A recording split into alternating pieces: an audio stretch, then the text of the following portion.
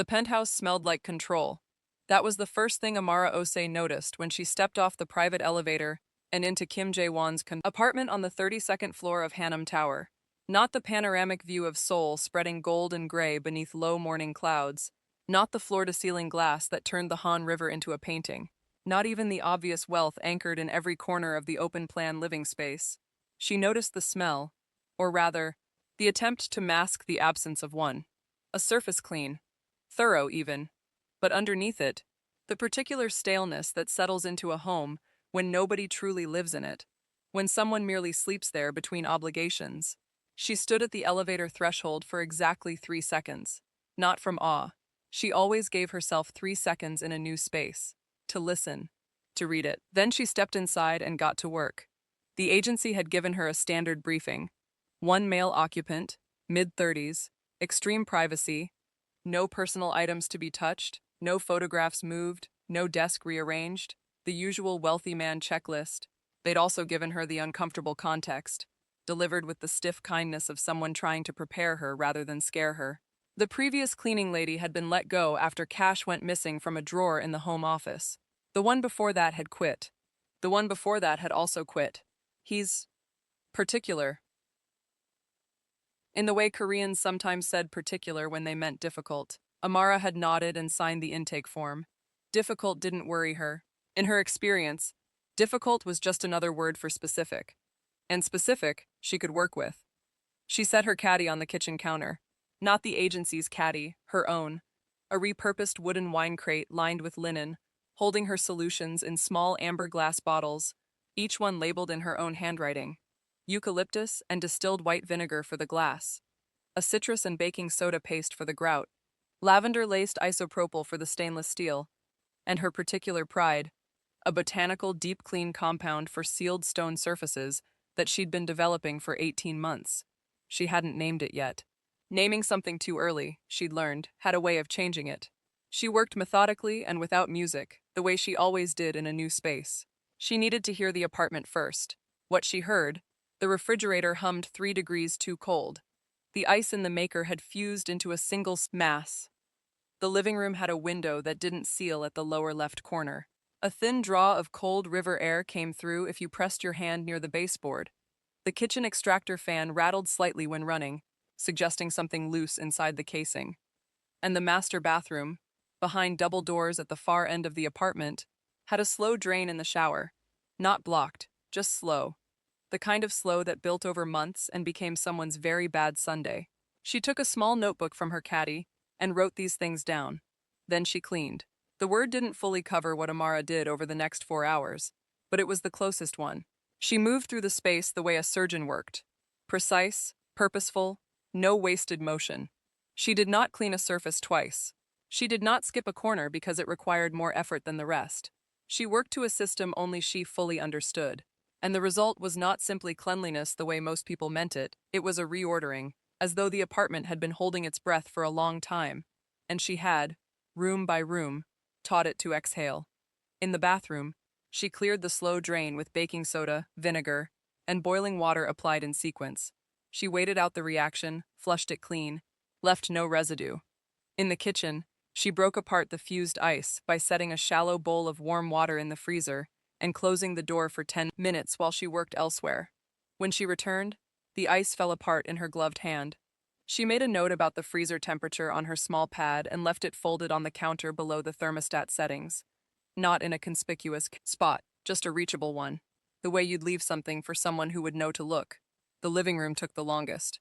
Not because it was most cluttered, it was actually the least, but because a living room carries the weight of whoever doesn't live in it enough. And this one carried plenty. The shelves held books placed with care, but not read recently. She could tell by the fine film on their spines. Undisturbed. A throw blanket on the armchair had been folded the same way too many times. The creases deep and permanent. A single glass sat on the coffee table inside a ring of its own making, as though it had been set there, forgotten, and set there again in exactly the same place. Over and over. She cleaned the ring.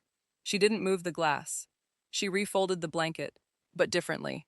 Loosely, the way a blanket looks when someone might actually reach for it. Then she went back to the kitchen and made a small batch of her stone compound, worked it into the marble island.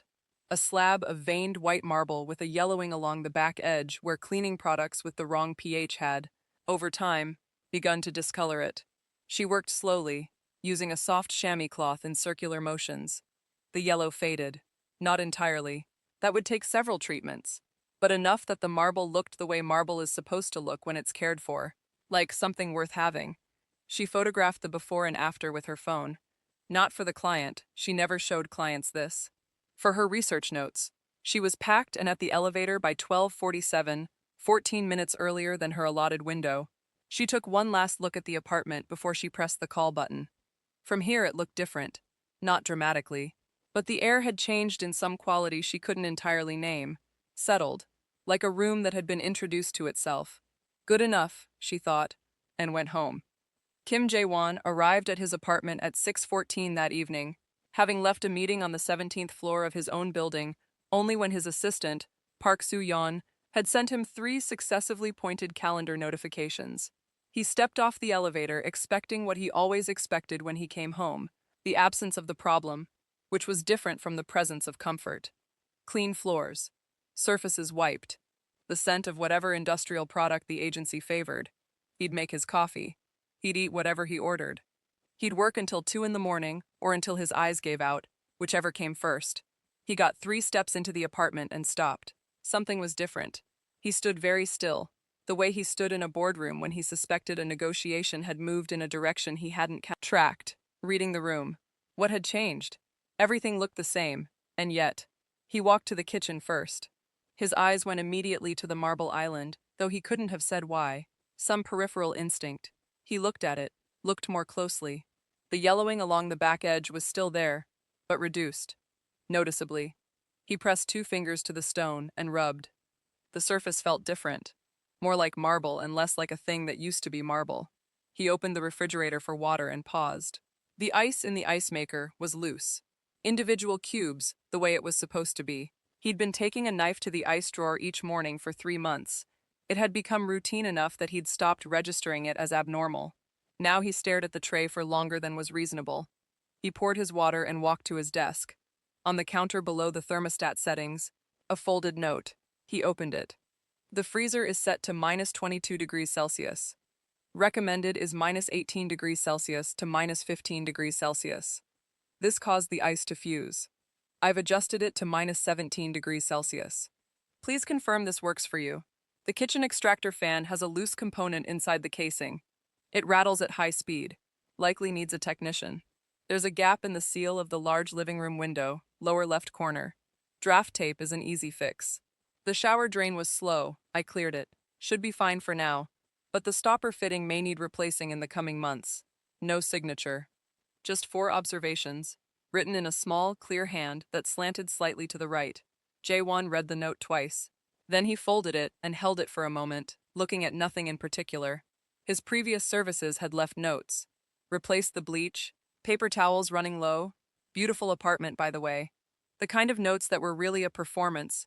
Proof of presence, proof of effort, the faint pleading undertone of someone wanting to be appreciated for their work.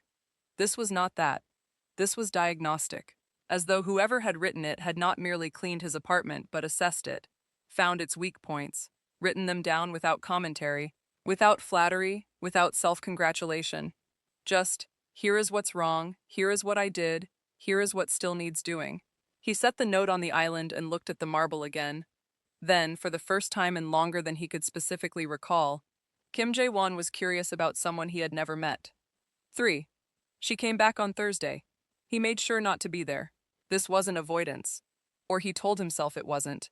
It was simply that he worked better without variables, and a person he hadn't formed a clear opinion of yet was a variable. He stayed at his office through the cleaning window and returned at 7. The apartment smelled different again. Not strongly, a background note he couldn't place. Clean, but not the sharp medicinal clean of commercial products. Something greener, lighter, as though the apartment had been aired from the inside. On the coffee table, the glass ring was obviously still gone, but more than that, the entire surface had a depth to it now. The kind of depth that told you the wood had been properly fed for the first time in a while. He ran his hand across it. On the counter. Another note. Treated the coffee table with beeswax conditioner. The wood was dry, Should hold better now. I also did a surface clean on the shower grout. The discoloration wasn't damage, just buildup. Looks significantly better. The large window has a mineral deposit film on the glass. Hard water, most likely. I've done a first treatment with my glass compound. It may need a second pass next visit to clear fully. There was a small ant trail along the back of the kitchen cabinet, behind the microwave. I used a peppermint deterrent at the entry points. Non-toxic. If you see a thin residue along the cabinet edge, it's dried peppermint oil. It wipes away with water. Jaewon stood at the counter and read the note. His coffee mug was in his hand, and he'd forgotten to drink from it. Non-toxic, she'd specified. Either because she thought he'd worry, or because she thought he should know. He wasn't certain which. He went to the kitchen cabinet, moved the microwave slightly, and looked. A faint, clean smell. A thin, dried line along the cabinet edge. No ants. He went to the large living room window and looked at the glass. The film was mostly gone. He'd stopped seeing it, the way you stop seeing things that don't change. But it had been there. He recognized its absence now. The river outside looked more immediate than it had in months. Closer somehow, the way a painting looks when someone finally wipes the glass over it. He went to the shower and turned on the water. It drained instantly, cleanly, without the slight gurgle and lag that had become, over months, just a fact of mornings. He stood in his bathroom, still in his coat, and listened to the water drain. Then he went to his desk and sent an email to Park Soo-yeon. Who did the agency send? The new one. Get me a name. Soo-yeon, who had worked for him for 4 years and understood his tonal range with near-perfect precision. Agency lists her as Amara Osei. With them 5 months, no complaints, consistently early, uses her own products, agency verified non-abrasive, certified. They describe her as professional and thorough. No other notes. He read this. Professional and thorough. The kind of phrase that meant nothing specific and everything general. He typed, keep her on the schedule. He stayed out of the apartment during the Thursday cleaning window every week, and every week he returned to find the space incrementally different. Not in the dramatic way that would have irritated him. Nothing rearranged, nothing presumptuously changed. Quieter than that, cumulative, as though the apartment were undergoing a slow correction.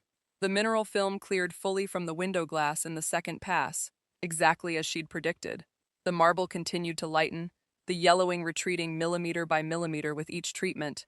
She'd sourced and applied draft tape to the lower window seal herself, leaving a note. I had a strip in my kit that fit the gap.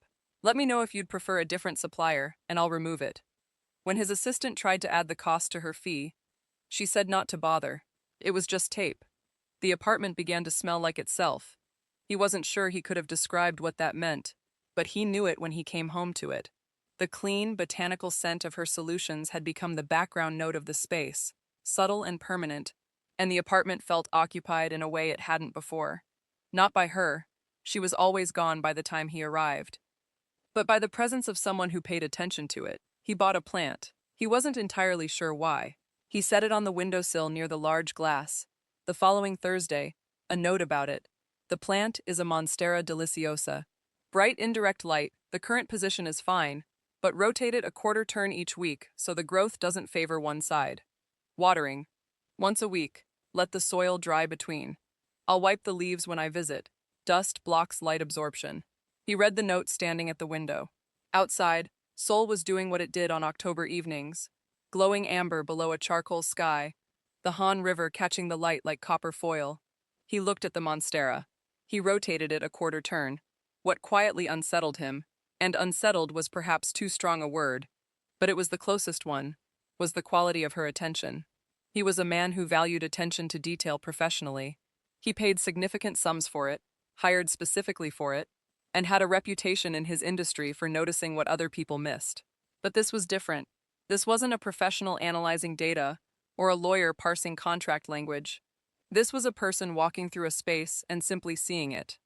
All of it, including the things its owner had stopped seeing. Nobody had seen his apartment this way in a very long time. Nobody had seen much of anything about him this way. He told himself he was impressed professionally, the way he'd be impressed by a very capable contractor.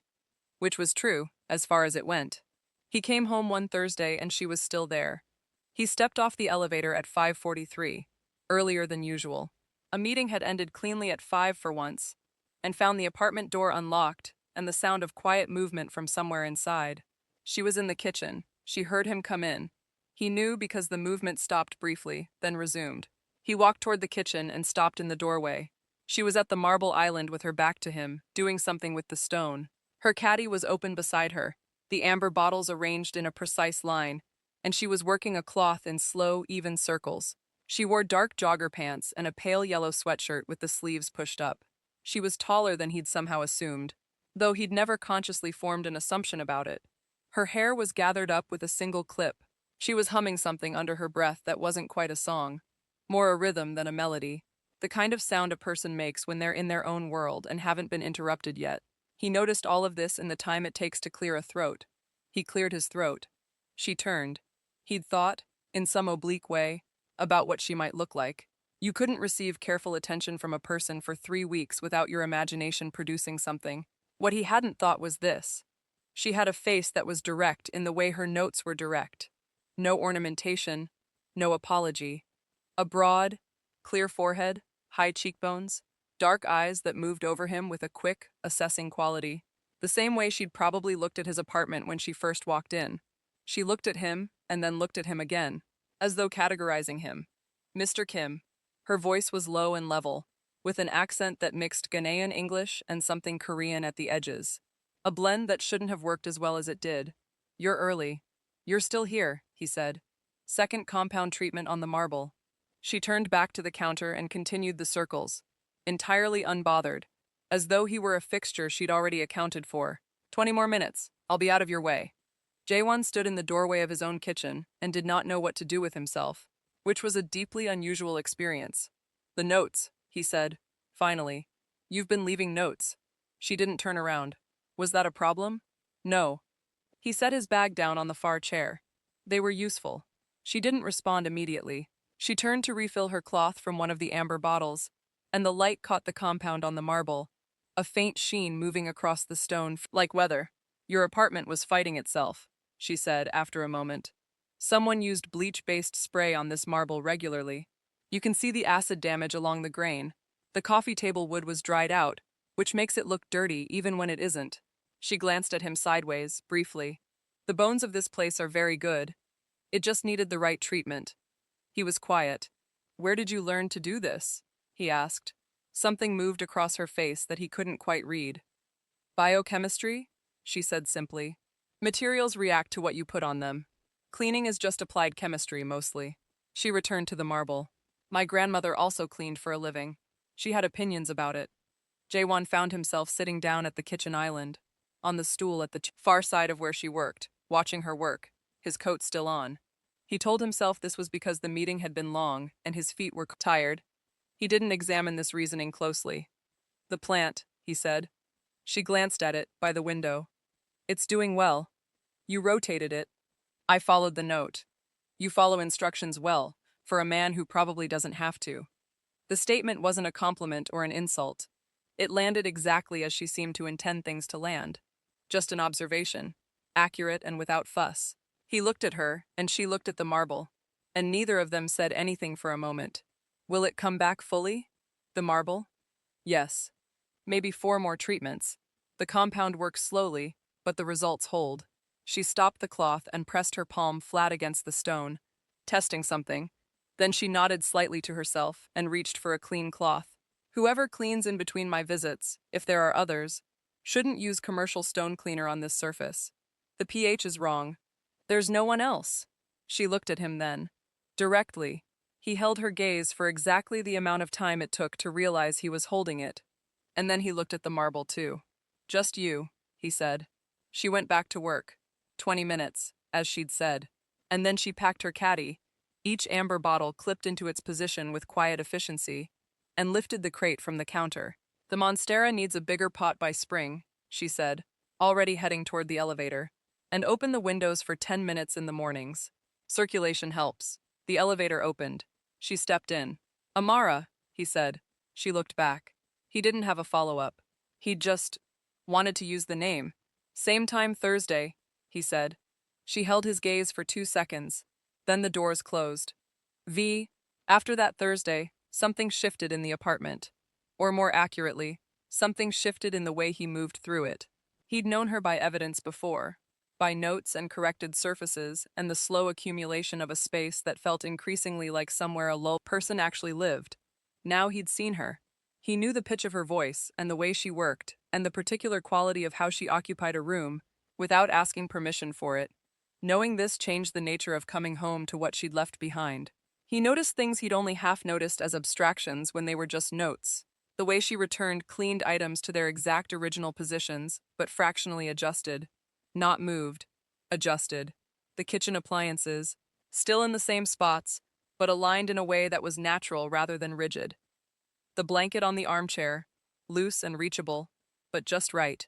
These were not the adjustments of someone following instructions. They were the adjustments of someone who could see a room better than its occupant. Could. She had spatial instinct.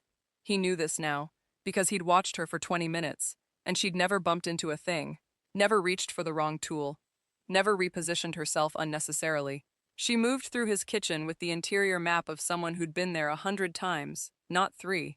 He found himself thinking about this one afternoon, when he should have been reviewing quarterly earnings. Soo-yeon came in with a coffee, looked at him, and said nothing for a moment. "Should I reschedule something?" "No," he said. And then, "My cleaning lady, Amara OCI. She has a biochemistry background. Look her up. Professional history, education, research. Whatever's public." Soo-yeon, who in 4 years had learned not to visibly react to anything, left without expression. She returned an hour later and set a single printed sheet on his desk. Her LinkedIn is private, but she co-published a paper 2 years ago from KAIST, Korea Advanced Institute of Science and Technology, on botanical surfactant compounds in sustainable cleaning applications. She's listed as a researcher, not a student. She also runs something called OC Natural Lab. No website yet, just an Instagram with 400 followers. Jae-won looked at the sheet. KAIST. For postgraduate research in biochemistry, one of the most rigorous programs in the country. And she was cleaning apartments. That's all? Everything public. So-yeon paused at the door. "She's also very tall," she added, entirely unnecessarily, and left before he could decide whether that warranted a response. He read the paper abstract she'd printed. He had no deep context for the technical language, but the abstract was clear enough. A formula for plant-based surfactants that were biodegradable, effective at lower concentrations than commercial products, and demonstrated less surface degradation on sealed marble, treated wood, and finished leather over extended use. The amber bottles. In their linen-lined crate, labeled in her handwriting. He sat with this for a while. Then, doing something he almost never did, he pulled up the 400-follower Instagram account, @OCNatural. 9 posts. Photographs of surfaces. Marble, glass, wood, with before and after lighting. Product shots of the amber bottles. One short video of her working a solution into stone, hands moving in those slow, even circles. No face visible, no voiceover, just surfaces and hands, and light moving through liquid in glass. He closed the app and went back to his earnings report. He read the same paragraph again. He retained nothing from it. The morning of the 3rd Saturday in October was cold enough that his breath came in short white bursts as he turned onto the path running below, Namsan's eastern slope. The sky was the specific blue-black of 5:45 a.m. Seoul not yet awake.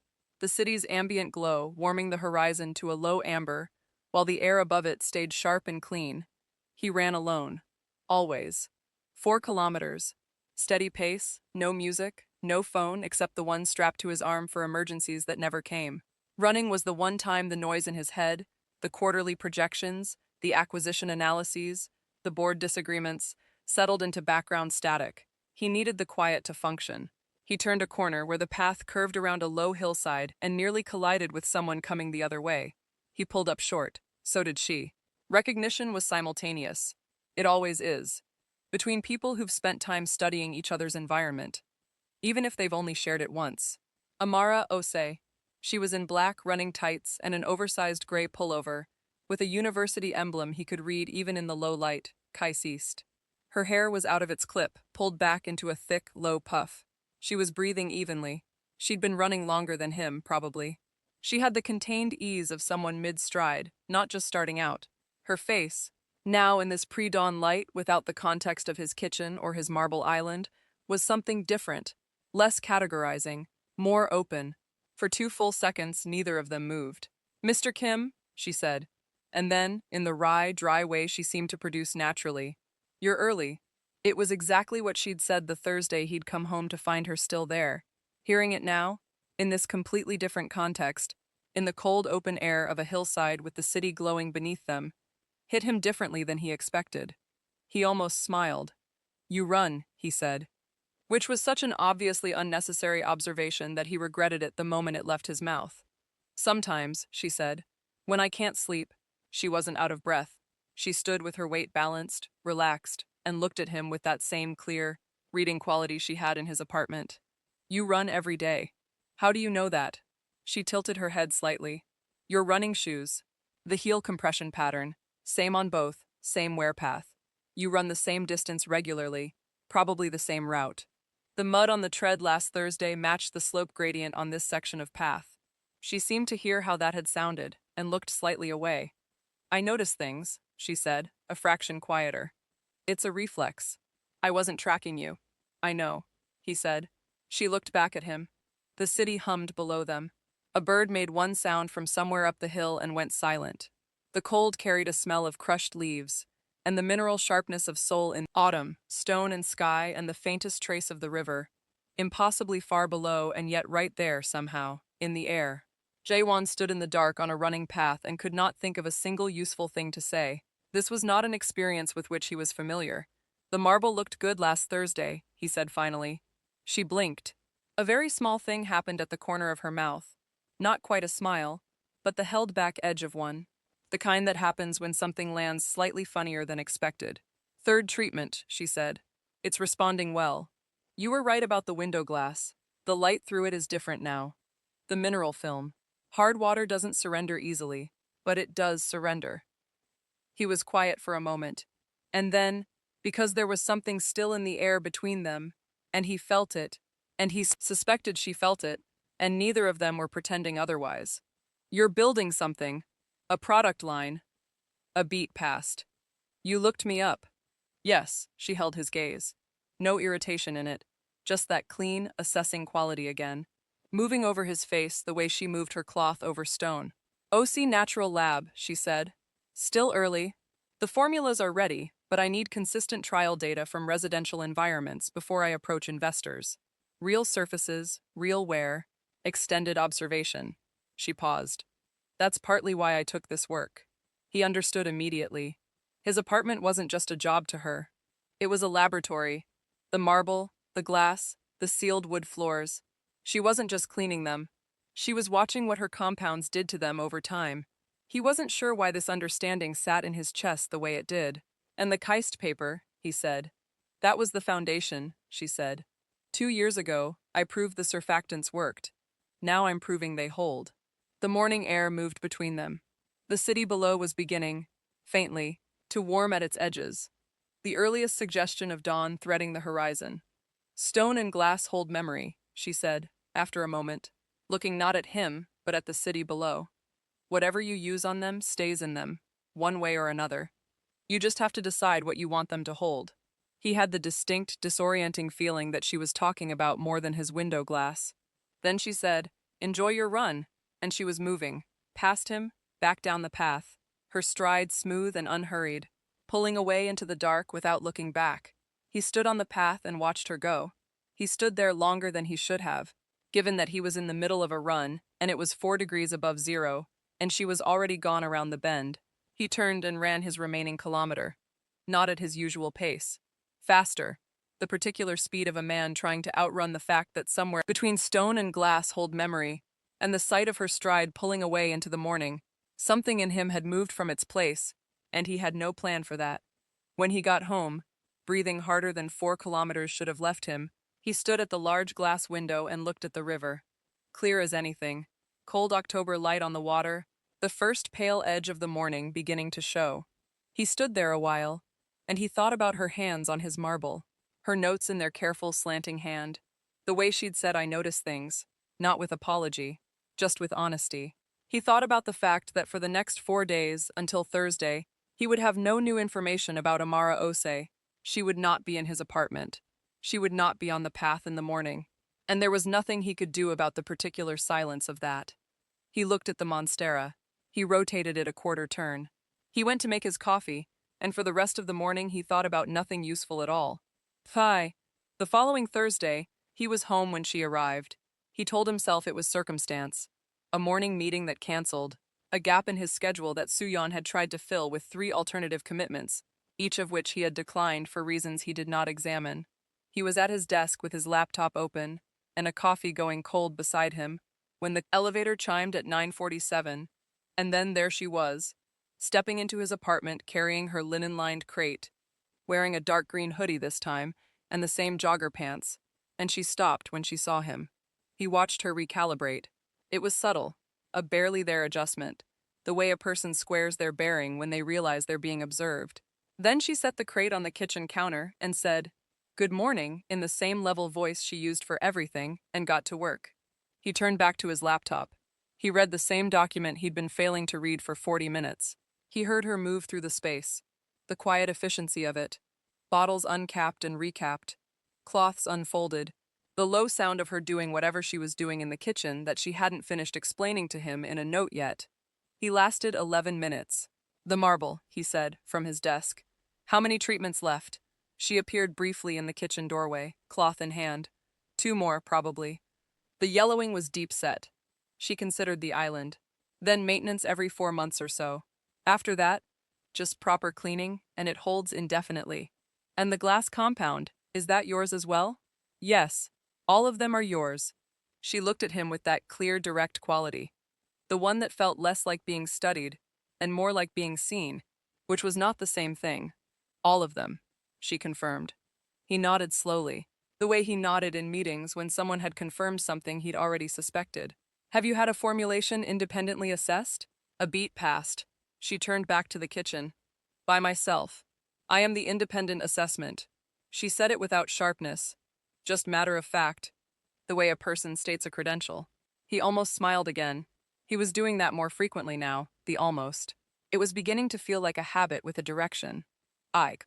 By 11, she had moved to the living room. He had relocated to the armchair, telling himself it was more ergonomic than the desk for reading, which was not remotely true. And she was working on the bookshelves on the far wall, wiping each spine with a damp microfiber cloth that she wrung to near dry before touching anything. The books went back in exactly the same order. He was watching her without quite deciding to. "Your grandmother," he said. She paused in her work. Not long. Just a pause. The way a person does when they weren't expecting a thread from a previous conversation to be picked up 3 weeks later. "What about her?" "You said she cleaned for a living and that she had opinions about it." She turned slightly, holding a book in both hands. "She did. She seemed to weigh something.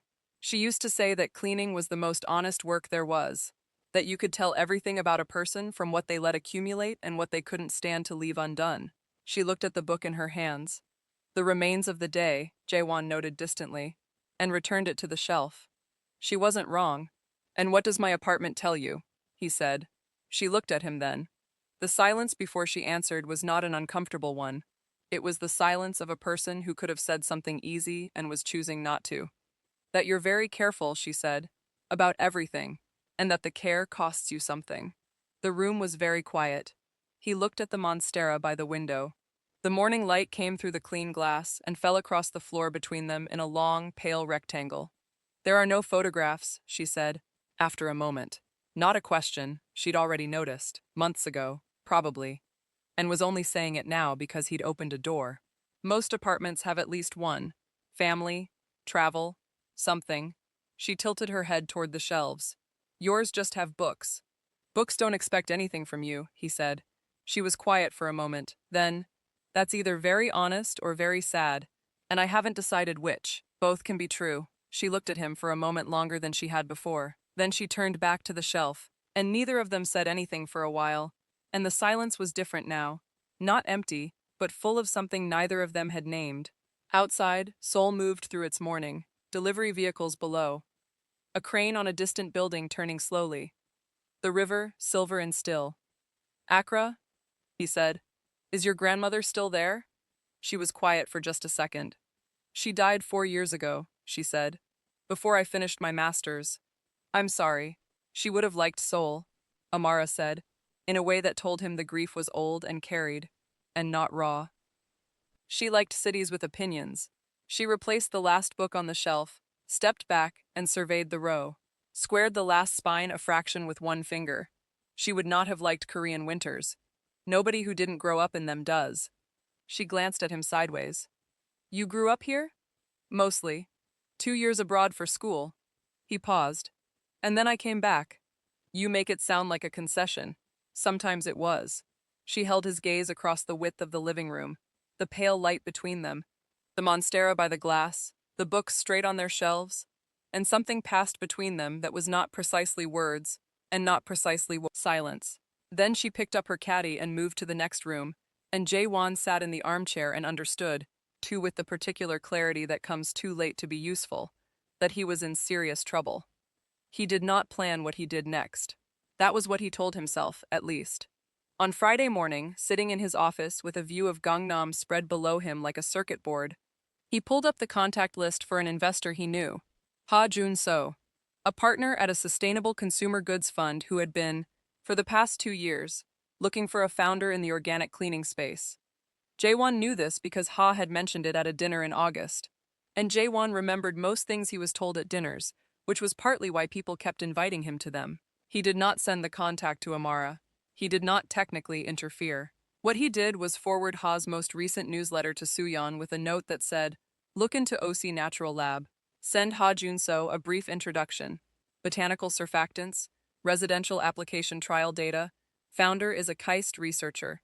His words, first mover advantage, in the domestic sustainable cleaning market. He's been saying it for 2 years. This might be the one." He paused. Then he added, "Don't mention my involvement." Sooyeon replied, "Understood." Then, 2 minutes later, "Should I not ask?" He typed, "Correct." She did not ask. He found out, the following Thursday, that the introduction had been made, because Amara arrived with a different quality to her bearing, not excited, exactly. She was not a woman who wore excitement on the surface, but there was something in how she moved through the apartment that was slightly less contained. A private energy, the kind a person carries when something important has shifted in their direction. He waited until she was in the kitchen before he said anything. "You seem lighter," he said, from the doorway. She looked at him over her shoulder. An investor reached out. "Oh, Ha Jun-so?" He had an introduction through a third party. He wants to see the trial data and the formulation notes. She was quiet for a moment. "It's exactly the right investor. His fund is specifically consumer sustainability. I've been trying to get this introduction for 8 months through the wrong people." She capped a bottle. "I don't know how it happened." He said nothing. She turned and looked at him fully. That clear, assessing look. The one that moved over surfaces and told her exactly what she was seeing. "Kim Jae-won," she said very evenly. "Did you do that?" "I don't know what you're referring to." "Yes, you do." A beat. He held her gaze. She held his. "I knew Ha Jun-so was looking for that exact space," he said finally. It seemed relevant. She was quiet for long enough that he thought she was going to say something that closed a door between them. Instead, she turned back to the counter, picked up her cloth, and said, "You should have told me." "You would have said no." Another pause. "Yes," she said. "I would have." She was working the cloth in slow circles. "I don't like shortcuts." "It's not a shortcut. The data speaks for itself. I just moved it in front of the right person." She didn't answer immediately. He watched the tension in her shoulders, the particular way a very self-sufficient person processes someone else doing something for them without being asked. He'd seen it before, in himself, in a mirror. "Thank you," she said finally. Quiet. Genuine. "Don't mention it," he said. She looked at him then, over her shoulder, and the corner of her mouth did that thing again. The not quite smile. The held-back warmth of it. "I mean literally," he said, keeping his voice entirely dry. "Don't mention it to Ha. I asked them not to include my name." She held his gaze for one more moment. Then she turned back to the marble and said, "You're a confusing man," and went back to work. He went back to his desk and thought, "You have no idea." It happened on the second Thursday of November. She was cleaning the large living room window, the full floor-to-ceiling glass that faced the river.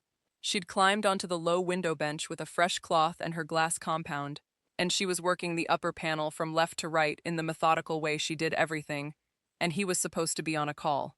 The call had ended 12 minutes early. He'd come out of his office to get water and stopped in the kitchen doorway and watched her work without her knowing he was there. He should have said something immediately. He knew this. He said nothing. She worked her way down the glass, upper panel, then the middle section, then she stepped off the bench to reach the lower third. The light through the clean glass was extraordinary in the late morning. It came through without the slight diffusion of winter haze, as clear as water, and it fell across her hands and the glass and the floor, and the river below was very bright, and Seoul beyond it was gray and silver and sharp. He walked across the living room. His plan, insofar as he had one, was to stand at the window and look at the river. A plausible reason to be there. She heard him when he was 2 meters away and looked over her shoulder. He kept walking. He stopped beside her, close, because the window bench was to her left and the armchair was to her right, and the only natural stopping place was directly beside her at the glass. He looked at the river. She looked at the river. They stood side by side at the floor-to-ceiling glass while Seoul went about its morning below them, and neither of them moved. She still held the cloth in her left hand, at her side. He had his hands in his pockets.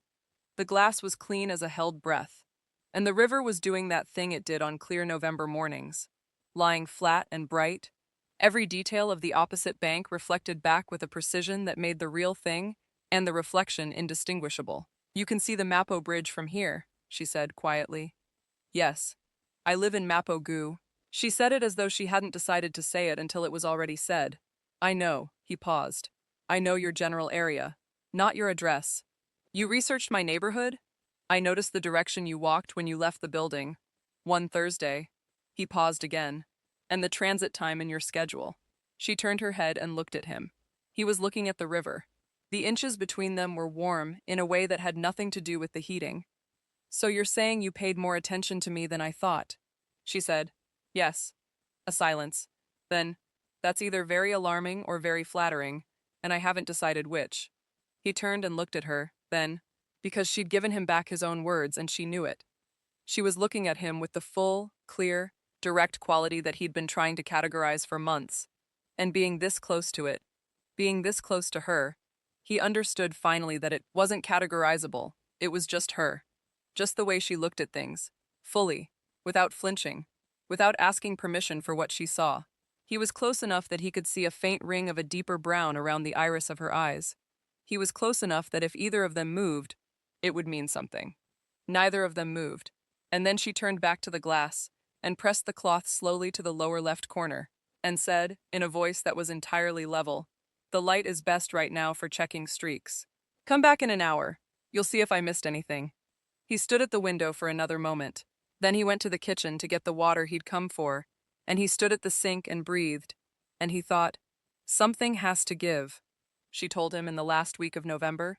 He had come home on Tuesday instead of Thursday, not because she would be there, she wouldn't, but because his office had been suffocating, and his apartment had, at some point in the past 4 months, stopped feeling like the holding room between obligations and started feeling like the place he actually wanted to be. He noticed this and didn't fully interrogate it.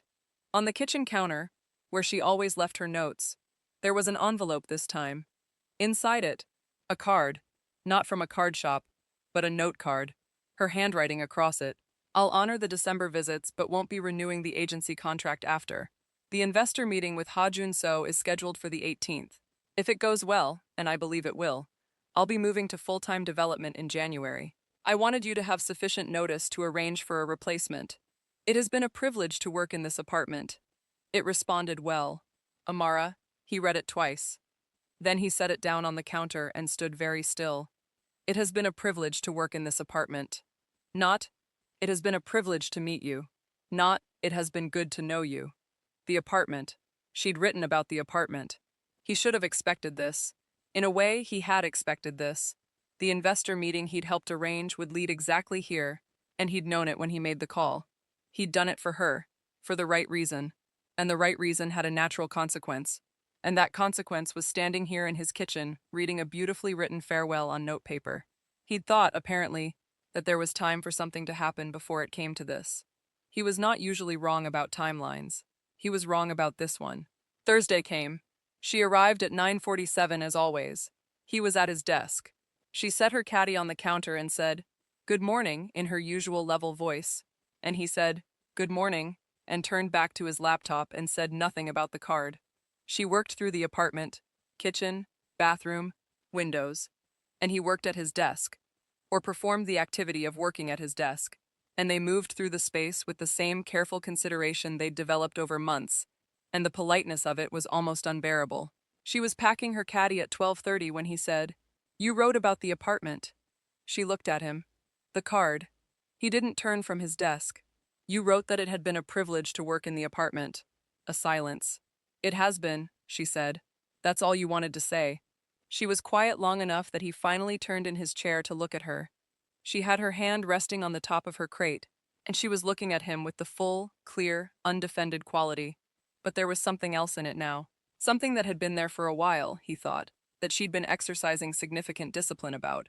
"What I wanted to say," she said carefully, "and what it was appropriate for me to say, are two different things."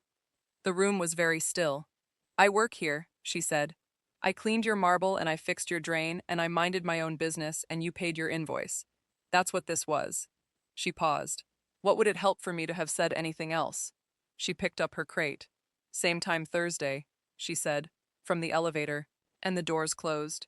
He sat at his desk for a long time after. Then he opened his laptop and he typed and deleted, and typed and deleted. And eventually he closed it, and he sat in the apartment that smelled like her compounds and looked at the clean river glass and thought about what it costs you, being very careful about everything. What it costs, and whether it's ever worth what you pay for it. He was on the path before dawn, not his usual section, the eastern slope he ran every morning. He walked for the first time in years, up the quieter western access path that looped around the far side of the hill and back down toward Mapogu. He'd looked at a map. He didn't know her exact route, but the path was the path, and if she ran when she couldn't sleep, and he'd given her reason not to sleep, then perhaps.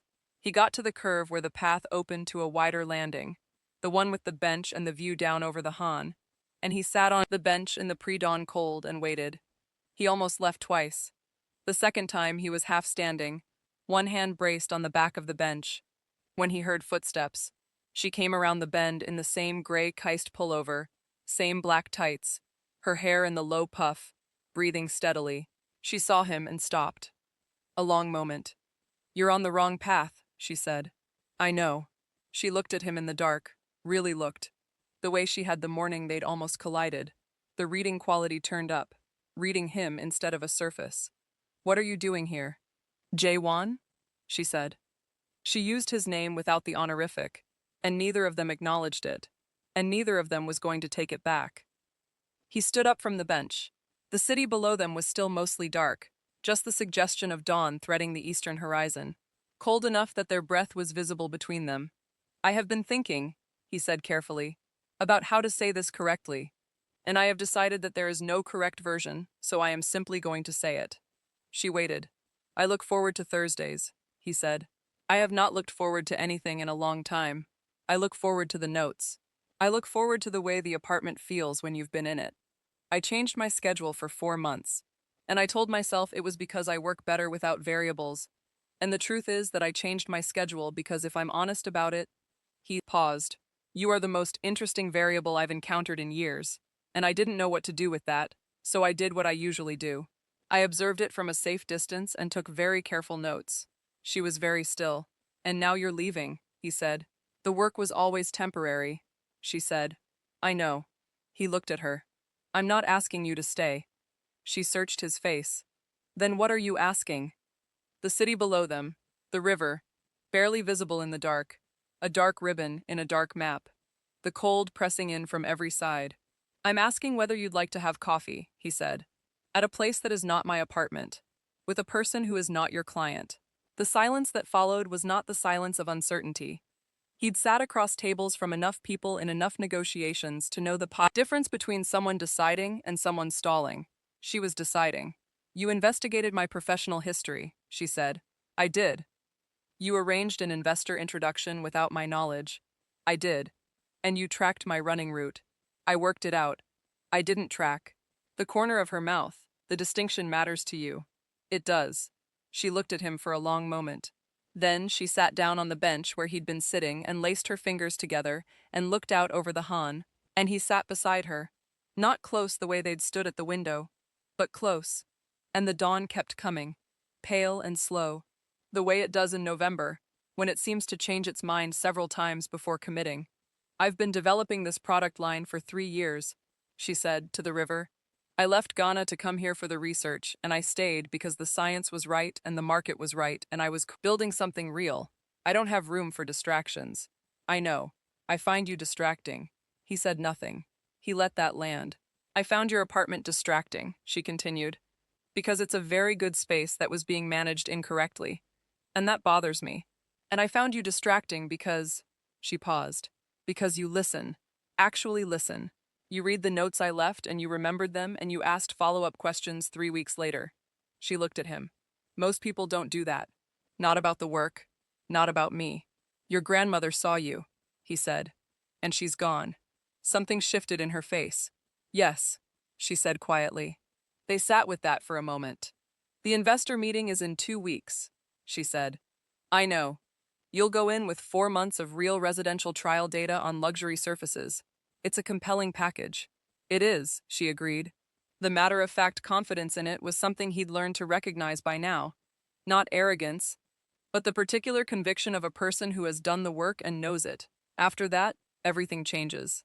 The pace, the focus, the schedule. I understand schedules, he said. She looked at him sideways. Are you telling me you're patient? I'm telling you I'm capable of being patient. They're different things. She almost laughed. It wasn't the held-back edge of a smile this time. It was a real, brief, startled sound, quickly contained, and the sound of it did something to the air between them that nothing else had quite managed. One coffee, she said. Somewhere that is not your apartment, after the investor meeting. After the investor meeting, he agreed. She stood up from the bench. He stood too. They faced each other in the early morning, the dawn fully committed now to the horizon, the Han catching the first pale line of light below them. Your marble has 2 treatments left, she said. I know. I'll see them through. Then I'm done. I know that too. She held his gaze. And this time, neither of them looked away first. They just stayed there, in the cold and the new light and the unspoken weight of everything that had been built over 4 months of Thursdays and notes and clean glass and one conversation on a hillside. All the careful distances they'd held, all the things they'd said exactly right and all the things they'd decided, for good reasons, not to say. And then she said, enjoy your walk. And she was moving, down the path, away from him. Her stride unhurried and sure. And he stood on the landing and watched her go. And this time he did not try to outrun anything. He sat back down on the bench. He watched the Han River go from dark to silver to gold as the sun came up over Seoul. He thought about a woman who fixed things properly, who read rooms and left them better than she found them, who said what she meant and meant what she held back, and carried her own caddy, and made her own light. He thought about stone and glass, and what they hold. He thought, 2 weeks. He could be patient for 2 weeks. He could be patient for considerably longer than 2 weeks. He stood up and walked home with the city waking up around him, and when he got back to the apartment he made his coffee, and he looked at the Monstera, and he did not rotate it. It wasn't time yet. And he stood at the clean, clear glass and looked at the river for a long while, thinking about all the things a space can hold when you let the right person attend to it,